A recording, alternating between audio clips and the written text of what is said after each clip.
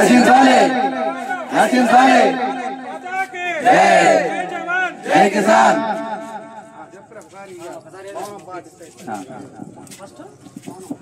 జమ్మూ కాశ్మీర్ పర్యాటక ప్రాంతమైన పెహల్గామ్ లో జరిగినటువంటి మతోన్మాద మారణకాండానికి బలైనటువంటి భారత పౌరులకు నివాళులర్పిస్తూ ఉగ్రవాదాన్ని యావత్ ప్రపంచం ఖండించినట్టుగా మన గ్రామం కూడా ముక్త కంఠంతో ఖండిస్తూ